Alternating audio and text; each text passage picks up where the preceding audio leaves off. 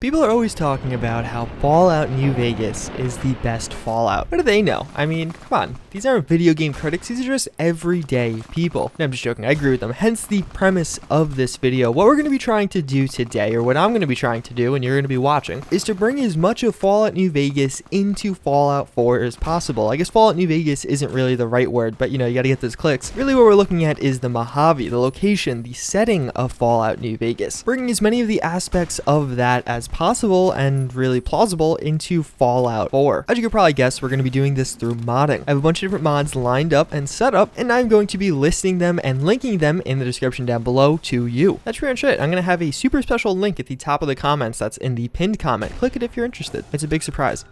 So where do we start? Well, I think we should start with the Worldspace, the land you are living in. The mod for that is going to be Dustbowl Overhaul. There's really no alternatives. This is a one-stop shop if you want it to be. We'll get a little bit more into that in a second, but regardless, what this is going to do is desertify the Commonwealth. It's as if someone flew in and kind of just took out all the water and threw down a bunch of sand. This actually has a bunch of different components. You could choose as many as you would like. In addition to just making the landscape look like this, I'm not really explaining it all that much because I feel like the picture speaks much louder than I do. Regardless, this also includes a main menu replacer for that extra level of immersion, some palm trees to make things really feel like you're in a desert and not in the Commonwealth or on the East Coast, ponchos that will be integrated into the level list because, you know, why not? And one of the things that I think is the most lucrative is Tumblestein's Western Weathers. What this is going to do is make the weather types that you do experience much more akin to what you saw in Fallout New Vegas. Way more dust storms, less of that snow if you're using another weather mod, and just more focus on long, dry sun, and some dust storms here and there. Maybe you're not a huge fan of that. There's actually an alternate mod that did come out very recently that you could use instead of Tumblestein Weathers, which again, Tumblestein Weathers is an add-on file under Dustbowl Overhaul. It has its own name and it really is its own mod, but it's kind of meant to be packaged with the other one. The alternate is another mod, totally separate page, that being Dea Skies. I showed you guys this a few weeks ago. This one's going to have a very similar effect. It actually makes some more visual changes, trying to make the wasteland look more like a wasteland. It also does the same things, making the weather seem more like a desert, the long hot days, as well as more dust storms, less visibility during those, things like that. I don't necessarily think one is better than the other. I just think they're two different options that do slightly different things. Hopefully the background video actually speaks for itself. You could actually see some of the differences.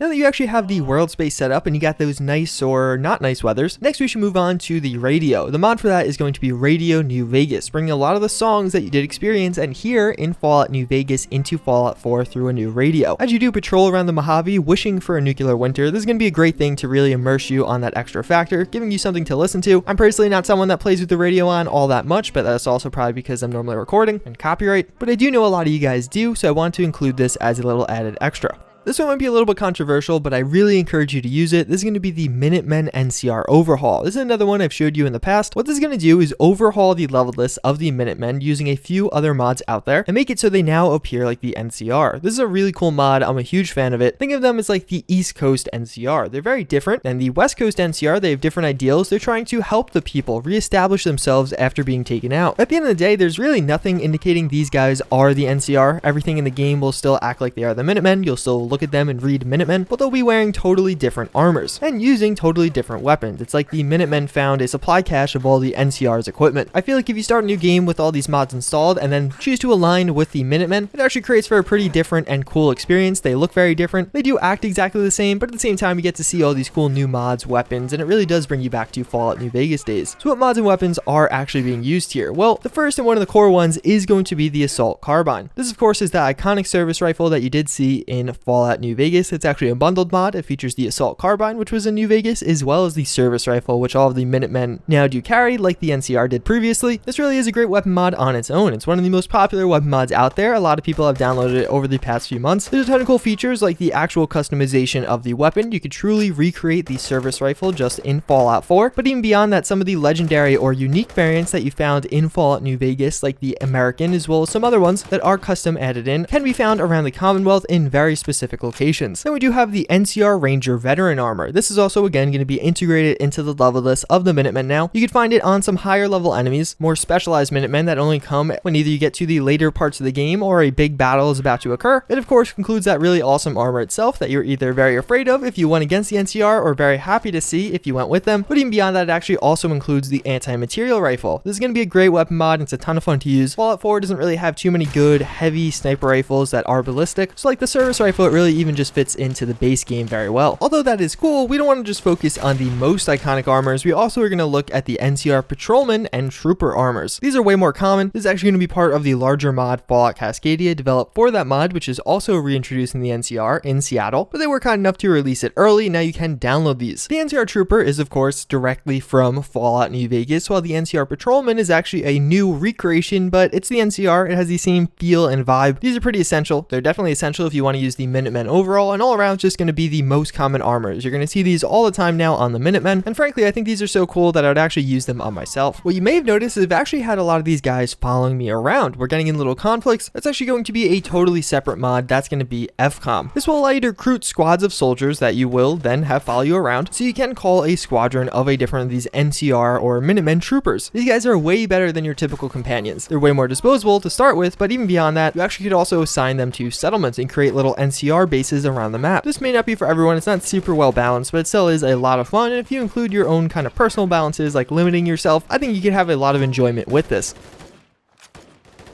So let's roll back. A little earlier, I showed you the Assault Carbine. It's a really cool weapon, like I said, and honestly, it's a lot better than the Assault Rifle that we do have in Fallout 4. If only there was a way to switch them. Well, there actually is. There's a mod that's going to allow you to totally remove that Assault Rifle from Fallout 4, and every instance or enemy that would be holding it will now be holding a Service Rifle. It's another fairly minor change that actually changes gameplay in a pretty big way. After starting a new playthrough, you're just going to be seeing this Service Rifle everywhere. This, coupled with the fact that all the Minutemen will also now be holding the Service Rifle, I think makes things pretty cool. So you got the Worldspace, you got one of the factions, and even a bunch of weapons. What's next? Well, actually, there's also a mod named Wastend Imprts. What this is going to do is allow you to import a lot of the items, consumables, things like that that did appear in some of the different Fallouts, of course, including Fallout New Vegas. This is going to bring back a ton of the stuff that appeared in Fallout New Vegas, ranging from NCR money to Sunset Sarsaparilla to even dynamite and large dynamite. This is a must download. I've actually never used this mod up until this point, although I heard about it, and I think it got a permanent spot in my load order. There are a ton of different things here, way too many to go through all at once, but again, some of the most iconic: dynamite, long fuse dynamite, Boone's beret, the NCR engineer jumpsuit, Hydra rocket, Fred's jet. There's a ton of really cool stuff in here, and honestly, it is a ton of fun to use. I feel like this really completes out the rest of the things. I mean, a lot of mods do implement new weapons, integrate those into the level list, but this is going to add in a ton of new items. There's not many mods that actually do that, and it's cool to have this one bring a lot of those favorites from Fallout New Vegas.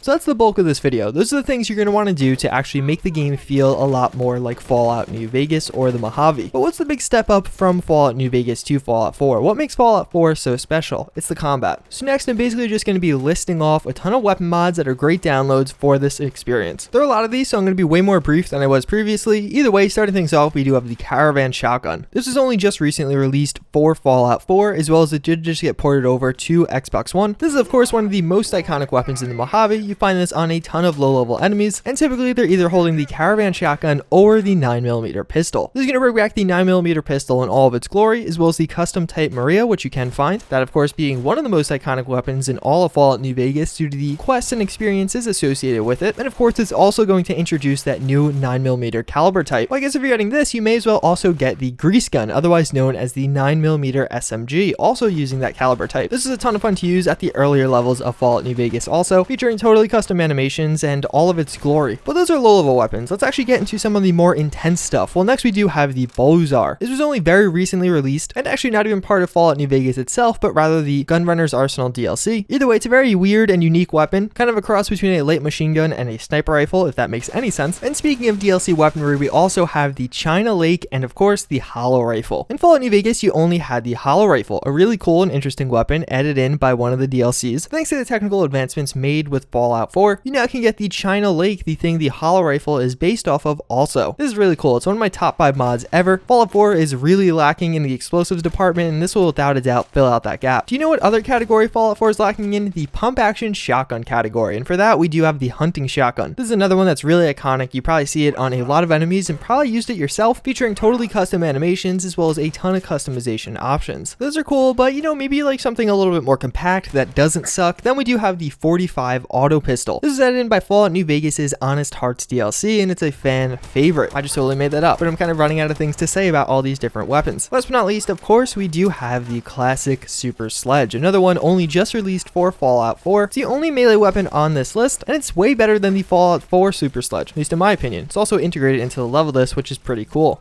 So yeah, that's pretty much it. I actually want to give a huge shout out to the guys over at Fallout 4 New Vegas. What they're aiming to do is bring New Vegas into Fallout 4. I'm going to have some of their stuff linked down below. Check it out. They made a majority of the content listed in this video. A lot of those weapon mods and even some of the armors are by them. They're honestly one of the main reasons I could even create this video, because without it, there'd be a severe lack of New Vegas content in Fallout 4. As always, again, I thank you all for watching. I do hope you guys enjoyed this one, and I hope to see you all next time. Later.